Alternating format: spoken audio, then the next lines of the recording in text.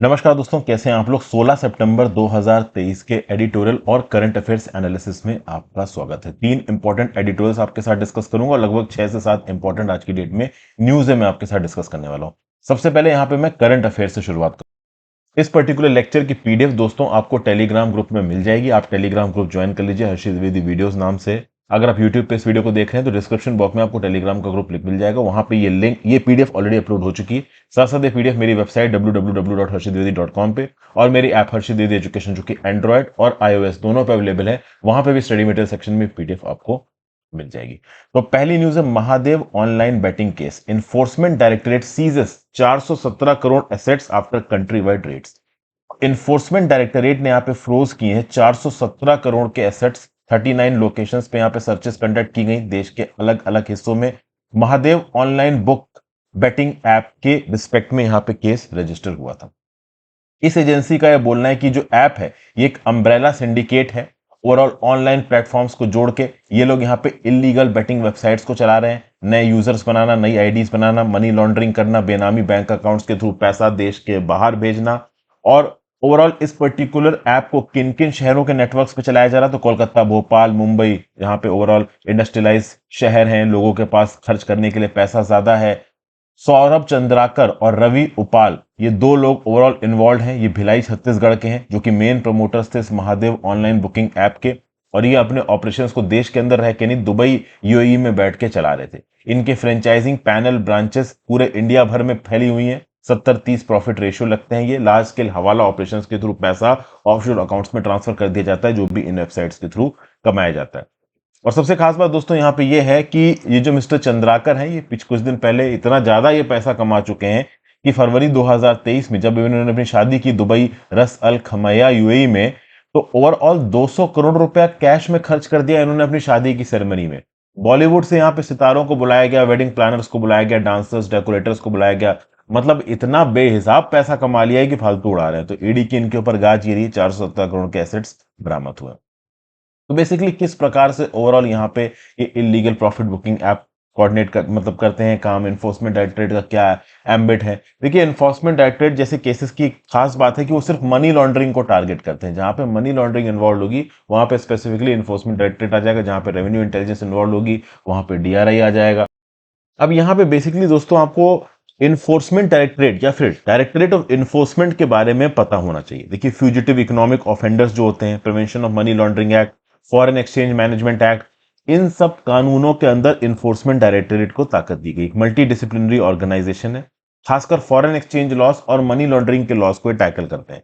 अब सबसे खास बात दोस्तों यहाँ पे ये है कि फाइनेंशियल इन्वेस्टिगेशन में ईडी एक प्रीमियर एजेंसी, ईडी के साथ directorate of revenue intelligence DRI का भी नाम आता है।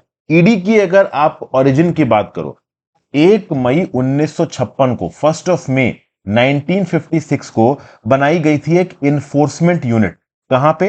डिपार्टमेंट ऑफ इकोनॉमिक अफेयर्स में, जो कि एक्सचेंज कंट्रोल लॉज के वायलेशन को देखती थी under foreign exchange regulation act 1947। जी हां, जब इस इन्फोर्समेंट यूनिट को 1956 में बनाया गया उस समय पे एग्जिस्ट करता था फॉरेन एक्सचेंज रेगुलेशन एक्ट। और पहले ये इन्फोर्समेंट ये यूनिट मिनिस्ट्री ऑफ फाइनेंस के डिपार्टमेंट ऑफ इकोनॉमिक अफेयर्स के अंदर बनाई गई। 1957 में इसको नाम दे दिया गया इन्फोर्समेंट डायरेक्टोरेट। ठीक है ना भाई। उसके बाद अगर आप देखो तो 1960 में जो एडमिनिस्ट्रेटिव कंट्रोल था इन्फोर्समेंट डायरेक्टरेट का, जो कि पहले डिपार्टमेंट ऑफ इकोनॉमिक अफेयर्स के पास था, वो अब चला जाएगा डिपार्टमेंट ऑफ रेवेन्यू के पास। तो अभी के लिए डिपार्टमेंट ऑफ रेवेन्यू के अंदर काम करता है ये इन्फोर्समेंट डायरेक्टरेट। फाइनली अगर आप देखो तो फॉरेन एक्सचेंज रेगुलेशन एक्ट आया 1973 में और उसके बाद आया foreign exchange management act 1999 FEMA. तो अब बेसिकली फेमा के अंदर भी ओवरऑल इन्वेस्टिगेशन करता है ईडी। और finally prevention of money laundering act 2002, तो मेन ताकत ईडी को prevention of money laundering act 2002 से मिलती है। फेमा वायलेशंस के लिए भी ओवरऑल ईडी यहां पे अपने आप को इन्वॉल्व करता है। इसके 5 रीजनल ऑफिसेज हैं, मुंबई, चेन्नई, चंडीगढ़, कोलकाता, दिल्ली। 10 इसके जोनल ऑफिसेज हैं जिसको डेप्यूटी डायरेक्टर लीड करता है। इसमें Indian revenue service, IPS, IAS. तो कल की डेट में आप ओवरऑल चाहे रेवेन्यू सर्विसेज में काम कर रहा हो, चाहे आईपीएस में काम कर रहा हो, आईएएस में काम कर रहा हो, आप जाके यहाँ पे काम कर सकते हो। अच्छा, ऐसा नहीं कि आपको आईएएस, आईपीएस या आईआरएस बनना पड़ेगा। सिर्फ यूपीएससी क्वालिफाई करोगे तो ही इन्फोर्समेंट डायरेक्टरेट में काम कर सकते हो। चाहे आपको इन्फोर्समेंट डायरेक्टरेट में काम करना हो, चाहे आपको डीआरआई में काम करना हो, कल की डेट में अगर आप जीएसटी डिपार्टमेंट में लग जाते हो, इनकम टैक्स डिपार्टमेंट में लग जाते हो, कस्टम्स डिपार्टमेंट में भी लग जाते हो, तो नीचे के हायरार्की के जो ऑफिसर्स होते हैं, जैसे कि इनकम टैक्स डिपार्टमेंट में इनकम टैक्स ऑफिसर होता है, कस्टम्स डिपार्टमेंट में सुपरिटेंडेंट होते हैं, अप्रेजर होते हैं, ठीक है। तो इन सब डिपार्टमेंट्स में, जीएसटी डिपार्टमेंट्स में सुपरिटेंडेंट होते हैं, इन सब डिपार्टमेंट के ये जो ऑफिसर्स हैं जो कि ग्रुप बी गेजेटेड ग्रेड में आते हैं, इनको भी डेप्यूटेशन मिलता है डीआरआई और इन्फोर्समेंट डायरेक्टरेट जैसे ऑर्गेनाइजेशंस में। तो आप में से बहुत सारे लोग जो यूपीएससी की तैयारी कर रहे हैं, कल की डेट में मान लीजिए आपका यूपीएससी नहीं क्लियर कर पाता है, तो डाउन द लाइन ओवरऑल जो ग्रुप बी सर्विसेज हैं उनके थ्रू भी आप पहुंच सकते हो ओवरऑल इन पर्टिकुलर डिपार्टमेंट। तो कुछ कुछ लोग बोलते हैं ऐसा, जैसे मेरे को मैसेजेस आते हैं कि सर ईडी में कैसे जाएं, एनआईए में कैसे जाएं, सीबीआई में कैसे जाएं। अब देखिए, एनआईए और रॉ ये अपने आप में बहुत ज्यादा सेंसिटिव डिपार्टमेंट है, क्योंकि देश की सिक्योरिटी की बात करते हैं, फॉरेन इंटेलिजेंस की बात करते हैं, तो इनके प्रोसीजर के बारे में तो बहुत ज्यादा पता है नहीं, ठीक है ना। लेकिन हाँ, डेफिनेटली डीआरआई, सीबीआई हो गया, इंटेलिजेंस ब्यूरो हो गया, ओवरऑल आपका ये इन्फोर्समेंट डायरेक्टोरेट हो गया, इसमें डेफिनेटली आप पहुंच सकते हो। जरूरी नहीं कि यूपीएससी क्वालिफाई किया तो ही पहुंचोगे, बिना यूपीएससी क्वालिफाई किए भी पहुंच सकते हो। फिर भाई, चीफ जस्टिस ऑफ इंडिया ने पूछा, मतलब पूछा है ओवरऑल कंप्लेनेंट से, जिन्होंने एडिटर्स गिल्ड ऑफ इंडिया के अगेंस्ट कंप्लेंट की, कि एक्चुअली में एडिटर्स गिल्ड ऑफ इंडिया के पास क्या फ्री स्पीच का राइट नहीं है। देखिए बेसिकली हुआ क्या है, एडिटर्स गिल्ड ऑफ इंडिया की एक टीम पहुंची कहां पे, मणिपुर के अंदर। ये टीम मणिपुर के अंदर क्यों पहुंची, क्योंकि जो पैरा मिलिट्री फोर्सेस मणिपुर के अंदर प्लेस थी, उन्होंने ओवरऑल ये रिपोर्ट किया कि भाई देखिए जो मीडिया है वो बहुत बायस्ड और पार्टीसन तरीके से मणिपुर के अंदर काम कर रहा है। तो एडिटर गिल्ड ऑफ इंडिया के पास जब ये बात पहुंची तो उन्होंने अपनी ओवरऑल एक टीम वहां पे भेज दी है, और राज्य की सरकार ने बोला था कि भाई आप आ जाइए। फिर जब एडिटर गिल्ड ऑफ इंडिया ने ओवरऑल अपनी रिपोर्ट दी, तो उस रिपोर्ट में राज्य की सरकार के अगेंस्ट कुछ बातें वगैरह लिख रखी थी, तो बहुत सारे कंप्लेंट्स आके यहाँ पे फाइल की जाती हैं, और एडिटर गिल्ड ऑफ इंडिया की इस पर्टिकुलर कमिटी के against section 153A of the Indian penal code, section 200 of the Indian penal code के अगेंस्ट एफआईआर व्यक्त करती है, और बोला जाता है कि editor guild of India society में एनमिटी फैला रहे हैं। जी हाँ, section 153A of the Indian penal code बात करता है promoting enmity between different groups. Section 200 of the Indian penal code बात करता है giving fast declaration to a court. तो इस प्रकार के कानूनों के अंदर overall editor guild of India के अगेंस्ट ही कंप्लेन फाइल हो गई, और ओवरऑल मैटर पहुंचा सुप्रीम कोर्ट। सुप्रीम कोर्ट में जब मैटर पहुंचा, तो डीवाई चंद्रचूड़ साहब यहां पे जो कंप्लेन करने वाले लोग हैं, जिन्होंने एडिटर गिल्ड ऑफ इंडिया के अगेंस्ट कंप्लेन की, उनसे पूछा कि भाई देखिए, एडिटर गिल्ड ऑफ इंडिया के अगेंस्ट आप इल्जाम लगा रहे हो कि ये दो कम्युनिटीज के बीच में दंगे भड़का रहे हैं। अरे एडिटर गिल्ड ऑफ इंडिया ने तो ओवरऑल अपनी एक रिपोर्ट दी है, उस रिपोर्ट में उन्होंने अपने एक व्यू पॉइंट दिए हैं। हो सकता है वो व्यू पॉइंट सही हो सकता है वो व्यू पॉइंट गलत हो, लेकिन व्यू पॉइंट देके ओवरऑल वो दंगे कैसे भड़का रहे हैं। उन्होंने अपनी रिपोर्ट में बोला कि ओवरऑल सही तरीके से मतलब रिपोर्टिंग नहीं हो रही है, बायस तरीके से रिपोर्टिंग की जा रही है, एक पर्टिकुलर ग्रुप को सपोर्ट किया जा रहा है। तो बेसिकली यहां पे जो कंप्लेनेंट थे, जिन्होंने एडिटर गिल्ड ऑफ इंडिया के अगेंस्ट कंप्लेन फाइल की थी, उनसे ही यहां पे chief justice of India DY Chandrachud साहब सवाल पूछ रहे हैं, बोल रहे हैं तुरंत एफिडेविट फाइल करके बताओ कि तुमने जो भी पिटीशन फाइल की है section 153A of the IPC और 200 ऑफ द आईपीसी के अंदर एडिटर गिल्ड ऑफ इंडिया के, ये जस्टिफाइड कैसे है, तुम्हारे पास प्रूफ कैसे है कि एडिटर गिल्ड ऑफ इंडिया सीधे सीधे दो सेक्शंस के बीच में एनमिटी फैला रहा है। अरे वो तो एक तहकीकात करने आए थे, तहकीकात के बेसिस पे उन्होंने रिपोर्ट दे दी, तो तुम ये प्रूव करो कि उन्होंने गलती की है, नहीं तो हम उनके खिलाफ जो भी तुमने केसेस फाइल किए उनको क्वैश कर देंगे। जो कंप्लेनेंट थे, कंप्लेनेंट के बिहाफ पे जो वकील थे, उन्होंने बोला कि एडिटर गिल्ड ऑफ इंडिया अगर अपनी रिपोर्ट वापस ले लेता है तो हम अपनी कंप्लेन वापस ले लेंगे, ठीक है ना। अब रिपोर्ट के बेसिस पे इनके ऊपर कंप्लेन हुई है, रिपोर्ट के जो कंटेंट्स है उनके मेरिट के बेसिस पे यहां पे सुप्रीम कोर्ट डिसाइड करेगा कि हाँ भाई ओवरऑल उस रिपीट में कहीं भी कुछ ऐसा लिखा है जो सोशल एनमिटी को कॉज करता है, समझ गए, या फिर फॉल्स डिक्लेरेशन देता है किसी पर्टिकुलर जगह पे, क्योंकि यहां पे बात इन्फ्रेंसिंग की है।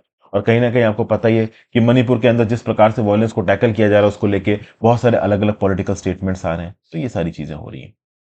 फिर एक डिमांड ये भी हो रहा है कि सुप्रीम कोर्ट डायरेक्ट इस एडिटर गिल्ड ऑफ इंडिया के केस को मत देखे, पहले इस केस को दिल्ली हाई कोर्ट को ट्रांसफर किया जाए, फिर हाई कोर्ट से ये चीज पहुंचेगी आपकी कहां पे, ये सुप्रीम कोर्ट के अंदर। तो एक डिमांड ये भी हो रही है कि सुप्रीम कोर्ट से पहले केस दिल्ली हाई कोर्ट के पास भेज दो, फिर दिल्ली हाई कोर्ट अपना जजमेंट दे देगी, फिर सुप्रीम कोर्ट के पास आना चाहिए। तो ये सब यहाँ पे चालू है। 31 बेंचेस जीएसटी एपेलेट ट्राइब्यूनल की यहाँ पे बना दी गई है, नोटिफाई कर दी गई है सरकार के द्वारा। फाइनेंस मिनिस्ट्री ने नोटिफाई किया है constitution of 31 appellate tribunals across 28 states and 8 union territories for goods and services tax. ठीक है, जीएसटी के रिस्पेक्ट में बहुत सारे केसेस पेंडिंग। कई बार क्या होता है कि भाई जीएसटी के अंदर जो डिपार्टमेंट है वहां पे जो ऑफिसर्स वो इन्वेस्टिगेशन करके किसी पर्टिकुलर टैक्स पेयर के ऊपर बहुत सारी फाइन पेनल्टी मारते हैं और बोलते हैं इसने ठीक तरीके से जीएसटी नहीं भरा। अब ऑब्वियस बात है वो टैक्स पेयर के पास भी राइट है कि वो और अथॉरिटी के डिसीजन को कंटेस्ट कर सकता है लीगल अथॉरिटी में जाके। तो बेसिकली यहाँ पे ट्राइब्यूनल सेटअप करना जरूरी। पहले जैसा स्टेट था ना, central excise service tax and appellate tribunal, उसी प्रकार से यहाँ पे जीएसटी एपेलेट ट्राइब्यूनल बनाए जा रहे हैं। 1 जुलाई 2017 से ओवरऑल जीएसटी का रिजीम जारी है, लेकिन अब तक इस प्रकार के ट्राइब्यूनल्स नहीं बने थे, अब ये ट्राइब्यूनल्स बने हुए हैं। और धीरे धीरे करके देखिए इन ट्राइब्यूनल्स को सेटअप किया जाएगा। इस प्रकार से देखिए, फर्स्ट ऑफ ऑल अगर आप पेंडेंसी देखो तो एज ऑफ 30 जून जो अपील्स पेंडिंग है टैक्स पेयर्स की तरफ से सेंट्रल जीएसटी लेवीज को लेकर 14,000 तक पहुंच चुकी है। देखिए मैं आपको ओवरऑल तरीका बता देता हूं जीएसटी के अंदर काम करने का, इनकम टैक्स के अंदर काम करने का। पहले क्या होता है कि जीएसटी या इनकम टैक्स की जो भी एडजुडिकेटिंग अथॉरिटी होगी, जो कमिश्नर ऑफ इनकम टैक्स होगा या फिर additional commissioner of income tax होगा, वो एक ऑर्डर पास करेगा। उस ऑर्डर में प्रॉपर तरीके से लिखा होगा कि इस पर्टिकुलर पार्टी ने ये गलतियां की हैं, इस एक्ट ऑफ जीएसटी एक्ट के अंदर इसके खिलाफ हम ये पर्टिकुलर क्राइम लगा रहे हैं और इसको इतना पैसा भरना है, इतनी पेनल्टी भरनी है। कई बार क्या होता है कि पार्टी अपनी की गई गलतियां नहीं मानती है और वो चली जाती है अपील में। तो पहले तो होता है कमिश्नर अपील। हर डिपार्टमेंट के अंदर एक अपील्स डिपार्टमेंट होता है। उस अपील्स डिपार्टमेंट में जाके वो अपने केस दायर करते हैं। उस अपील डिपार्टमेंट के डिसीजन से भी अगर ये पार्टी नहीं खुश होती है तो उसके ऊपर एक एपेलेट अथॉरिटी की जरूरत पड़ती है। वो appellate authority GST appellate authority अभी के लिए बनाई गई। इसको बनाने में देखिए काफी समय लग गया, इसको पहले बना देना चाहिए था। एक प्रॉपर एपेलेट अथॉरिटी के ना होने के चलते कई बार क्या होता है कि केस जाके किसी हाई कोर्ट में, जैसे बॉम्बे का केस है तो बॉम्बे हाई कोर्ट में फाइल हो जाएगा, तो उससे क्या हाई कोर्ट की पेंडेंसी बढ़ती है। अगर कोई बहुत बड़ी वैल्यू का केस है तो वो सुप्रीम कोर्ट में भी पहुंच सकता है। समझ गए बात को? तो जो फर्स्ट सेट ऑफ ट्राइब्यूनल्स हैं वो यहाँ पे ओवरऑल नवंबर 2023 से जनवरी 2024 के बीच में बनाए जाएंगे। 50 ट्राइब्यूनल बेंचेस यहाँ पे प्रपोज की गई थी जीएसटी काउंसिल की मीटिंग में, लेकिन अभी के लिए 31 बेंचेस को नोटिफाई किया जा रहा है। सबसे ज्यादा बेंचेस होंगी उत्तर प्रदेश में जीएसटी ट्राइब्यूनल्स की, लखनऊ में, वाराणसी में, गाजियाबाद, आगरा, प्रयागराज में। फिर कर्नाटका, राजस्थान में 2-2 बेंचेस बनाई जाएंगी। महाराष्ट्र, गोवा में 3 बेंचेस आएंगी टोटल। तमिलनाडु और पुदुचेरी को मिलाकर 2 बेंचेस आएंगी। Gujarat along with union territories of Dadra Nagar Haveli, Daman and Diu में भी यहाँ पे 2 बेंचेस आएंगी। वेस्ट बंगाल, सिक्किम, अंडमान और निकोबार आइलैंड्स में जो भी डिस्प्यूट्स निकल के आ रहे हैं उसके लिए यहाँ पे 2 बेंचेस आएंगी। तो कितनी कितनी कहाँ कहाँ पे बेंचेस आ रही हैं, ये धीरे धीरे करके बनाया जा रहा है। Constitution of GST appellate tribunal के प्रोसेस को यहाँ पे एक्सपेडाइट किया जाएगा ताकि एडजुडिकेशन है जो टैक्स डिस्प्यूट्स का जीएसटी रिजीम में, इसको बहुत तेजी से और बहुत ज्यादा आप कह सकते हो ना कि प्रॉपर तरीके से परस्यू किया जा सके, उसको सही समय पे डिस्पोज ऑफ किया जा सके। फिर इंडिया यहाँ पे ऑस्ट्रेलिया से मदद मांग रहा है निपाह वायरस से लड़ने के लिए। आपको पता है केरला के अंदर निपाह वायरस तरखाट मचा रहा है। पिछली बार जब मैंने किया था न्यूज, तो कल 5 केसेस थे, अब एक और केस निकल के आ चुका है, 6 केसेस हो चुके हैं। और निपाह वायरस को रोकने के लिए केरला की सरकार अपनी जान लगा दे रही है, क्योंकि इस निपाह वायरस की जो मोर्टेलिटी है वो 40 से 70% है। अगर निपाह वायरस ने आपको इन्फेक्ट किया तो 40 से 70% चांस है कि मर जाओगे। तो इंडिया ने यहां पे ऑस्ट्रेलिया की मदद मांगी। ऑस्ट्रेलिया के पास मोनोक्लोनल एंटीबॉडीज है जिससे निपाह वायरस से लड़ा जा सकता है। तो इन मोनोक्लोनल एंटीबॉडीज को Indian council of medical research ने ऑस्ट्रेलिया से मांगा है। मोनोक्लोनल एंटीबॉडी का फेज 1 ट्रायल ऑलरेडी इंडिया के अंदर हो चुका है निपाह वायरस के रिस्पेक्ट।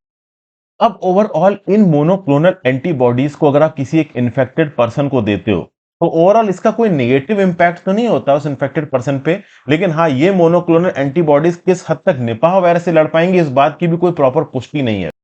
क्योंकि पहले जब भी निपाह वायरस इंडिया के अंदर फैला है, एक बार ओवरऑल इन मोनोक्लोनल एंटीबॉडीज को देके टेस्टिंग वगैरह की गई है, ठीक है ना। मतलब मोनोक्लोनल बॉडीज की एफिशिएंसी पे टेस्ट किया गया। अब तक इंडिया के अंदर किसी भी इंडिविजुअल्स को मोनोक्लोनल एंटीबॉडीज नहीं दी गई है। लेकिन अगर आप बात करो दोस्तों, दुनिया भर में ओवरऑल जहां पे भी 14 पर्सन्स को मोनोक्लोनल एंटीबॉडीज दी गई हैं, कोई भी अब तक निपाह वायरस से मरा नहीं है, सब यहां पे बचे हैं। इस रिस्पेक्ट में देखा जाए तो इस मोनोक्लोनल एंटीबॉडीज की इफेक्टिविटी बताई जा रही है इंडिया के अंदर निपाह वायरस को ट्रीट करने के लिए। ऑलरेडी इंडिया के अंदर 6 लोगों को निपाह वायरस हो चुका है, जिसमें से 2 लोग ऑलरेडी मर चुके हैं। तो जो बाकी 4 लोग हैं वो बहुत क्रिटिकल स्टेज में अगर हैं तो उनको एक बार मोनोक्लोनल एंटीबॉडीज देख के बचाने की कोशिश की जाती। ऑस्ट्रेलिया से जो मोनोक्लोनल एंटीबॉडीज लाई जा रही है ये ऑस्ट्रेलिया के हैंड्रा वायरस के रिस्पेक्ट में, और हैंड्रा वायरस भी बैट से निकलता है, और ये जो आपका निपाह वायरस है ये भी आपका बैट से निकलता है। तो 2 डोजेस दिए जाते हैं इन मोनोक्लोनल एंटीबॉडीज के। दुनिया में 14 लोग जिनके ऊपर मोनोक्लोनल एंटीबॉडीज टेस्ट की गई हैं, उनमें से कोई भी अब तक मरा नहीं है। और इंडिया के अंदर ऑब्वियस सी बात है, कुछ मोनोक्लोनल एंटीबॉडीज का स्टॉक है और कुछ और को ऑस्ट्रेलिया से मंगाया जा रहा है। रीजन बीइंग कि केरला के अंदर 6 लोगों को ऑलरेडी निपा वायरस हो चुका है और ये फैल रहा है, तो शायद और कुछ लोगों को भी हो सकता है। इसलिए पहले से जहां से जितनी मोनोक्लोनल एंटीबॉडीज मिल सके उसको बुलाकर स्टॉक करना जरूरी है। लेट्स सी ये मोनोक्लोनल एंटीबॉडीज कितना आगे इफेक्टिव हो पाती है। फिर यहां पे जल जीवन मिशन के इंप्लीमेंटेशन को लेके कुछ फ्लॉज बताए जा रहे हैं दोस्तों, और बोला जा रहा है कि सरकार जिस प्रकार से टारगेट्स पूरे हो गए हैं बता रही है, उतने हुए नहीं है। जैसे कि इंडिपेंडेंस डे 2019, जो वाटर स्टार्व्ड महोबा डिस्ट्रिक्ट है साउथ ईस्टर्न उत्तर प्रदेश की, इसने रिपोर्ट किया कि इनके पास 1612 हाउस होल्ड्स में टैप वाटर कनेक्शन है। 2019 से 4 साल बाद आज 2023 में 1,29,209 घरों में हाउस होल्ड्स में टैप वाटर कनेक्शन है। मतलब महोबा डिस्ट्रिक्ट की 98% रूरल होम्स में टैप वाटर कनेक्शन है।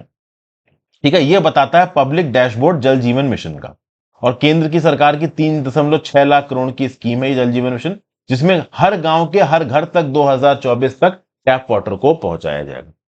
तो भाई ओवरऑल केवल 4 साल के टाइम पीरियड में 1600 घरों से आपने 1,29,000 घरों में टैप वाटर पहुंचा दिया। तो भाई ये अपने आप में बड़ा ही जबरदस्त अचीवमेंट है, सरकार को इसके लिए तारीफ मिलनी चाहिए, नो डाउट। अगर आप लोगों के डेवलपमेंट के लिए कुछ कर रहे हो आपको तारीफ मिलनी चाहिए। तो दोस्तों यहाँ पे मैं थोड़ा रोक के आपको अपने मेंटरशिप प्रोग्राम के बारे में बताऊं चाहूंगा।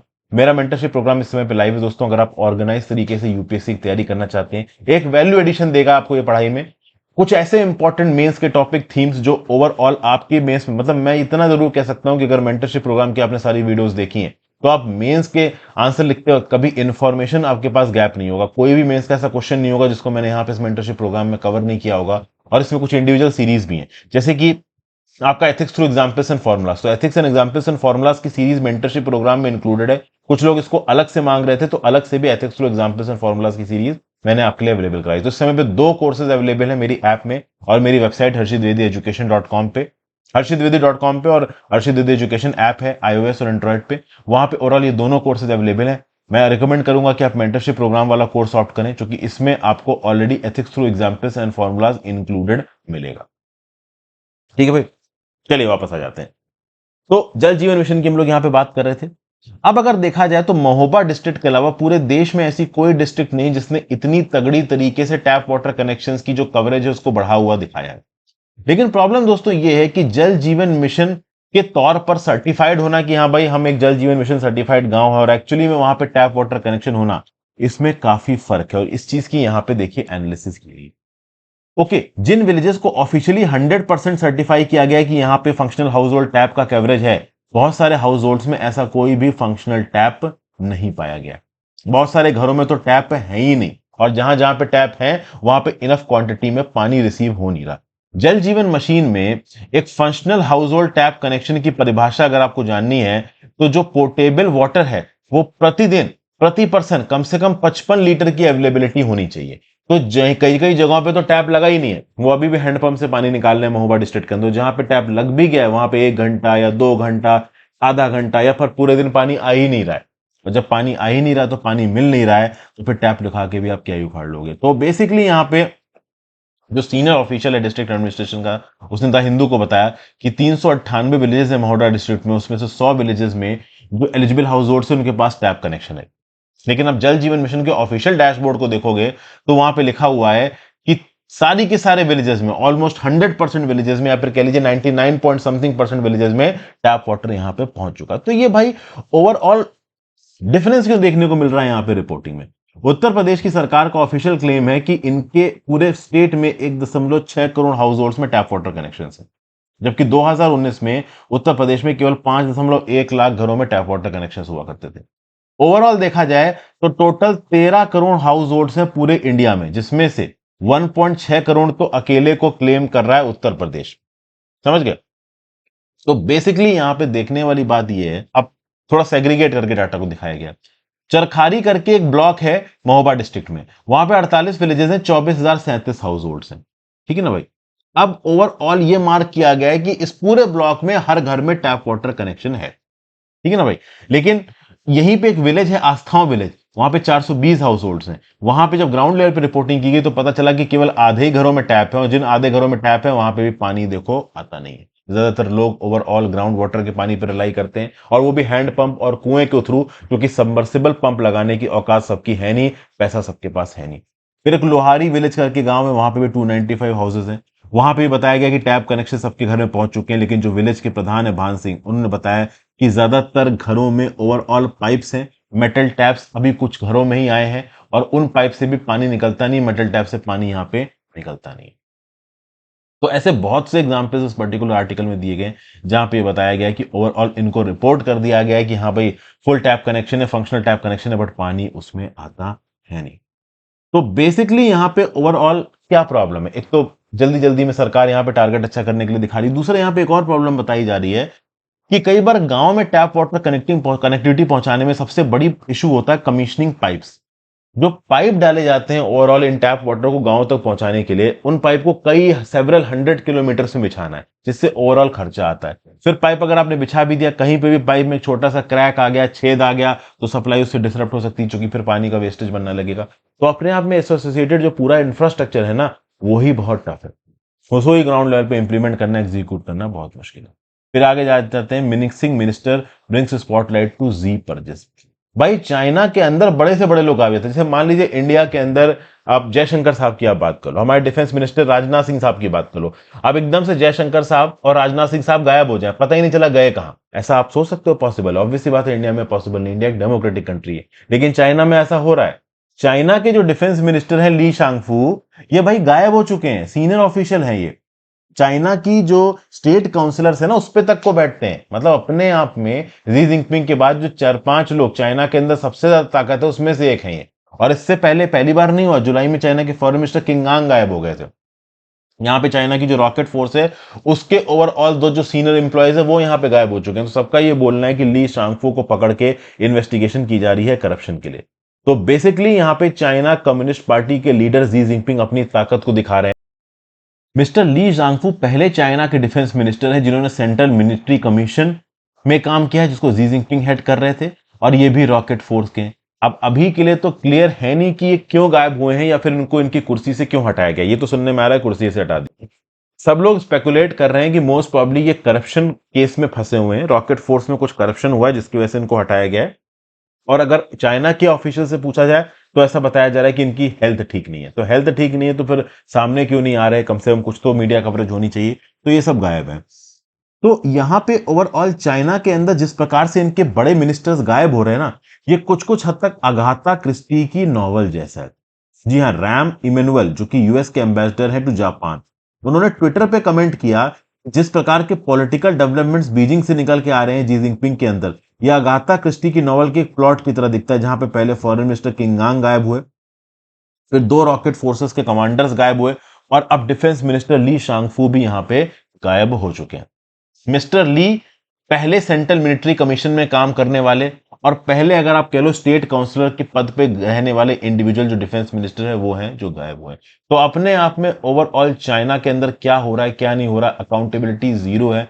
वहां के लोगों की क्या बात की जाए, वहां के जो टॉप ब्यूरोक्रेट्स जो टॉप मिनिस्टर्स हैं वो तक गायब हो जाते हैं, और कब गायब होंगे किसी को पता नहीं। फिर आगे आ जाते हैं एडिटोरियल एनालिसिस पे दोस्तों। ओके, एडिटोरियल एनालिसिस की यहां पे बात कर लेते हैं। पहला एडिटोरियल जो हम डिस्कस करने वाले हैं वो है स्पेशल सेशन ऑफ पार्लियामेंट। उसके बाद टीडीपी के अंदर जो हो रहा है, तेलुगु देशम पार्टी के अंदर आंध्र प्रदेश की पॉलिटिक्स, और फिर जीएम क्रॉप से रिलेटेड डिस्कशन। बाकी उसके बाद मेंटरशिप प्रोग्राम के बारे में शुरुआत में आपको पता ही चुका हूं। तो चलिए मिसप्लेस्ड मिस्ट्री के बारे में देखते हैं। देखिए, गवर्नमेंट एक 5 दिन का स्पेशल सेशन बुलाना चाहती है पार्लियामेंट का 18 सितंबर को। अपोजिशन पार्टीज ये कंप्लेन कर रही हैं कि इस पर्टिकुलर स्पेशल सेशन को बुलाने से पहले ओवरऑल रूलिंग पार्टी ने अपोजिशन पार्टी के एमपी से बात नहीं की। रूलिंग पार्टी वाले बोल रहे हैं कि अपोजिशन पार्टी वाले सुनते ही नहीं, हम क्या बात करें। तो पार्लियामेंट्री बुलेटिन इशू किया गया 13 सितंबर को, और ओवरऑल यहां पे ओपनिंग डे बताया गया। अब ओपनिंग डे का एजेंडा पता है, लेकिन बाकी दिन 5 दिनों में क्या होने वाला किसी को भी पता नहीं है। ठीक है ना। यहाँ पे एक ऐसा पर्टिकुलर बिल पास कराया जाएगा जो कि appointment process of chief election commissioner और इलेक्शन कमिश्नर्स को बदल देगा। अपोजिशन इस बात को लेके काफी यहाँ पे बहस करने वाला है। फिर ओवरऑल गवर्नमेंट यहाँ पे ये भी प्रपोज कर रहा है कि एक डिपेड होगी पार्लियामेंट्री जनरल ऑफ 75 ईयर्स की, जो कि संविधान सभा से शुरू होगी, जहां पे अचीवमेंट्स, एक्सपीरियंसेस, मेमोरीज और अर्निंग्स की बात की जाएंगी। ठीक है ना। यहाँ पे फेयरवेल एड्रेस दिया जा सकता है प्रेजेंट पार्लियामेंट की सर्कुलर बिल्डिंग को, जिसको बनाया गया था सर हर्बर्ट बेकर और सर एडवर्ड लुटियंस के द्वारा जनवरी 1927 में। वाइसरॉय लॉर्ड इरविन ने इसको इनॉग्रेट किया था as the seat of imperial legislative council. आज तक ये ओवरऑल काम कर रही थी as the parliament of India. Overall अब जब ये रिटायर करी जाएगी, इसको 96 ईयर्स हो चुके हैं, मतलब ऑलमोस्ट एक सेंचुरी इसने काम किया है। एक सेंचुरी से 4 साल कम ही है। वैसे मैं बता दूं, 28 मई को प्रधानमंत्री Modi ji central Vista project के अंदर जो नई पार्लियामेंट बनी है उसको इनॉग्रेट कर चुके हैं। लेकिन ये जो अभी बजट सेशन हुआ था, सॉरी मॉनसून सेशन हुआ था, उस मॉनसून सेशन की मीटिंग पुरानी पार्लियामेंट में हुई, नई पार्लियामेंट की बिल्डिंग में नहीं हुई। तो मोस्ट प्रॉब्ली जो स्पेशल सेशन बुलाया जा रहा है वो नई पार्लियामेंट बिल्डिंग के इनॉग्रेशन के लिए ही बुलाया जा रहा है। तो इस पे भी अपोजिशन पार्टी किस प्रकार से रिस्पॉन्ड करने वाली है अभी के लिए हम बोल नहीं सकते। ठीक है। तो बेसिकली इस आर्टिकल में यही बोला जा रहा है कि रूलिंग पार्टी अपोजिशन को कॉन्फिडेंस में नहीं लगती बातचीत करने से पहले। अपोजिशन जब ओवरऑल बहस हो रही होती तो उसमें पार्टिसिपेट नहीं करता, बॉयकॉट ही होती रहती, तो ठीक तरीके से पार्लियामेंट के काम करने का जो प्रोसीजर है वो अभी के लिए बिल्कुल ही हिला हुआ है। तो लेट्स सी यहाँ पे ये 5 दिन के स्पेशल सेशन में क्या होता है। फिर अगला, pain and gain, TDP seems to have politically benefited from its leaders arrest. भाई एकदम से फॉर्मर जो आंध्र प्रदेश के चीफ मिनिस्टर और तेलुगु देशम पार्टी के जो चीफ है चंद्रबाबू नायडू, इनको एकदम से अरेस्ट किया गया। कहां पे? आंध्र प्रदेश के अंदर।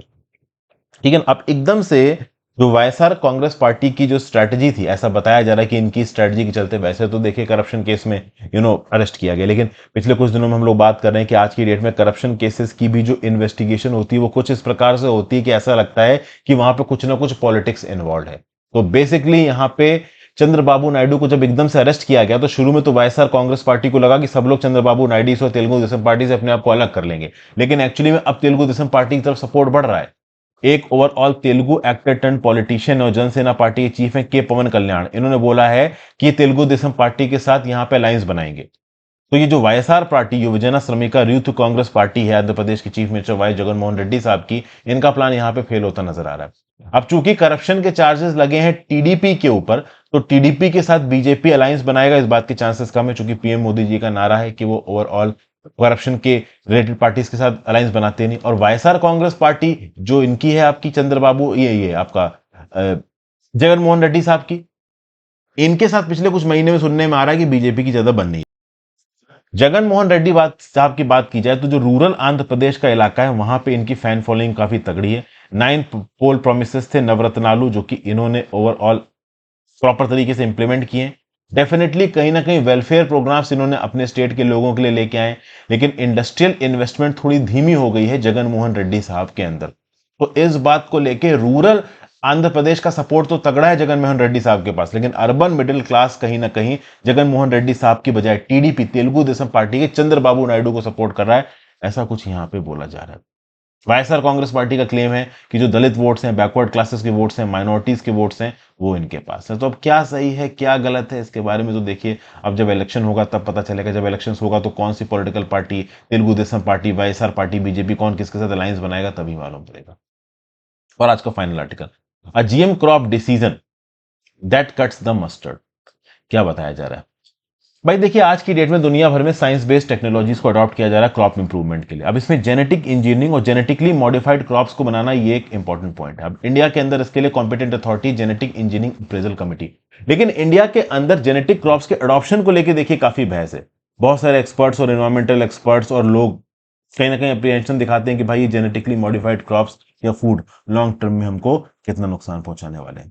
इस रिस्पेक्ट में देखा जाए तो ग्लोबल फूड सिक्योरिटी और न्यूट्रिशन रिपोर्ट अगर 2019 देखो तो 2030 तक जीरो हंगर के टारगेट को मीट करना मुश्किल है, क्योंकि ग्लोबल फूड और न्यूट्रिशनल सिक्योरिटी को मेंटेन करने के लिए चेंजिंग क्लाइमेट में हमें अपनी प्रोडक्टिविटी, ईल्ड वगैरह को बढ़ाना पड़ेगा, बढ़ती पॉपुलेशन को कंपनसेट करने के लिए, उसके फूड रिक्वायरमेंट्स को कंपनसेट करने के लिए, और उतने रिसोर्सेज देखिए हमारे पास है नहीं। तो एम्फेसिस यहां पे इस बात पे कि एक्सेलरेट किया जाए पेस ऑफ इंप्रूविंग क्रॉप्स को जेनेटिकली। अगर फूड प्रोडक्शन को बढ़ाना और सेल्फ रिप्लायंट बनना है तो हमें सुपीरियर क्रॉप वैराइटीज चाहिए, हाइब्रिड्स चाहिए जो कि एनहांस्ड यील्ड्स दें, वाइड एडेप्टेबिलिटी दें अलग अलग एनवायरमेंट्स में, और फ्यूअर इनपुट्स इसमें नेचुरल रिसोर्सेज की। तो ये जो एडवेंट हुआ ग्रीन रेवोल्यूशन का 1960s और 1970s में, इससे इनहांस्ड फूड प्रोडक्शन हुआ। 1950-51 में 50 मिलियन टन का फूड प्रोडक्शन था, 2020-21 पे 300 मिलियन टन का फूड प्रोडक्शन हुआ है। अब ऐसा बताया जा रहा है कि अगर आप बायोटेक जेनेटिकली मॉडिफाइड क्रॉप्स को अडॉप्ट करते हो तो फूड प्रोडक्शन को फर्दर बढ़ाया जा सकता है। उसके साथ जेनेटिक मॉडिफिकेशन का क्रॉप्स का करके आप जेनेटिक डाइवर्सिटी को बढ़ा सकते हो, ट्रेडिशनल फार्मिंग प्रैक्टिसेस की जो डेफिशिएंसीज है उनको कम कर सकते हो और ग्लोबल फूड फीड और फाइबर सिक्योरिटी को बढ़ा सकते हो। एक रिपोर्ट रिलीज की गई यहाँ पे international service for the acquisition of agri biotic applications के द्वारा 2020 में, जिसमें बोला गया है कि दुनिया में 72 कंट्रीज ने अडॉप्ट किया है जीएम क्रॉप्स को, या तो ह्यूमन फूड की तरह या एनिमल फूड की तरह। कॉमर्शियल कल्टीवेशन भी हो रहा है। 56% जो ग्लोबल जीएम क्रॉप है वो डेवलपिंग कंट्रीज में, 44% इंडस्ट्रियल कंट्रीज में। जीएम क्रॉप्स की वजह से 1.95 बिलियन 195 करोड़ लोगों का बेनिफिट हुआ है। कौन कौन सी कंट्रीज में? Argentina, Brazil, Canada, India, United states. आप बोलोगे इंडिया में कहां जेनेटिकली मॉडिफाइड, तो ये बात कर रहे हैं बीटी कॉटन की, ठीक है ना भाई। 26% अगर आप देखो तो जो वर्ल्ड की पॉपुलेशन है वो हो जाती है 1.95 बिलियन। तो पूरी दुनिया में 760 करोड़ है, उसमें से 195 करोड़ कहीं ना कहीं जीएम बेस्ड क्रॉप से इन्फ्लुएंस हुए हैं पॉजिटिवली। तो जीएम बेस्ड क्रॉप्स इकोनॉमिकली लोगों की मदद कर रही हैं। इंडिया के अंदर बीटी कॉटन की स्टोरी के बारे में बात की जा रही है। 20 साल पहले इसको इंट्रोड्यूस किया गया था, इसको ग्रेट सक्सेस माना जा रहा है। फार्मर्स के पास इकोनॉमिक एडवांटेज आया है, जेनेटिक मॉडिफिकेशन के चलते इसने बाकी क्रॉप्स को पीछे छोड़ दिया।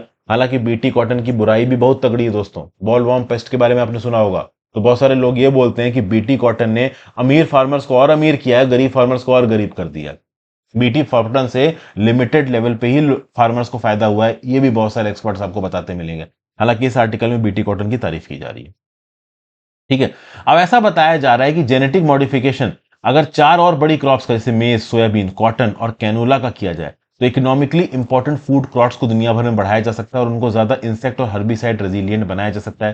क्लाइमेट रेजिलियंस उनके अंदर लेके आई जा सकती है और उनको न्यूट्रिशनल क्वालिटी में इंप्रूवमेंट भी किया जा सकता है। ग्लोबल इकोनॉमिक गेन्स 1996 से लेकर 2018 तक लगभग 224.9 बिलियन डॉलर्स के हुए हैं। कहां पे? इन जेनेटिकली मॉडिफाइड क्रॉप्स में। ये इकोनॉमिक बेनिफिट्स पहुंचे हैं 16 मिलियन फार्मर्स के पास, जिसमें से 95% डेवलपिंग कंट्रीज में। समझ गए बात को? जीएम फूड क्रॉप्स को जब से 1996 में अडॉप्ट किया गया है, ओवरऑल पिछले 25 सालों में इनको बायोसेफ ही बताया जा रहा है। तो जो भी इस आर्टिकल के राइटर हैं, सुभा चक्रवर्ती, अश्विनी पारिक, केसी बंसल, ये सब भैया जीएम क्रॉप्स के भक्त लग रहे हैं, जेनेटिकली मॉडिफाइड क्रॉप्स के भक्त लग रहे हैं। अब जेनेटिकली मॉडिफाइड क्रॉप्स इंडिया के लिए क्यों इंपॉर्टेंट है, इसके लिए यहां पे ऑथर क्या लॉजिक दे रहा है। देखिए, इंडिया के पास एडिबल ऑयल्स की कमी है। 60% हमें एडिबल ऑयल्स इंडिया के अंदर इंपोर्ट करने पड़ते हैं और मस्टर्ड एक इंपॉर्टेंट एडिबल ऑयल है। इसकी पर हेक्टेयर ईल्ड इंडिया के अंदर कम है, ग्लोबल एवरेज से बहुत ज्यादा कम है। तो प्रोडक्टिविटी मस्टर्ड की बढ़ाने की जरूरत है और हमारी जो इंपोर्ट डिपेंडेंस है मस्टर्ड के ऊपर, उसको भी कम करने की जरूरत है। तो इसका सॉल्यूशन क्या है? इसका सॉल्यूशन है centre for genetic manipulation of crop plants, university of Delhi south campus द्वारा बनाया गया जीएम मस्टर्ड हाइब्रिड, जिसको आप डीएमएच बोलते हो, DMH11। इसकी हाइयर विगर है, हाइयर ईल्ड है। अगर हम DMH11 के बेसिस पे कॉमर्शियल कल्टीवेशन करें तो एडिबल ऑयल्स का डोमेस्टिक प्रोडक्शन बढ़ेगा, फार्म इनकम्स बढ़ेगी, हम इंपोर्ट के ऊपर कम डिपेंडेंट रहेंगे।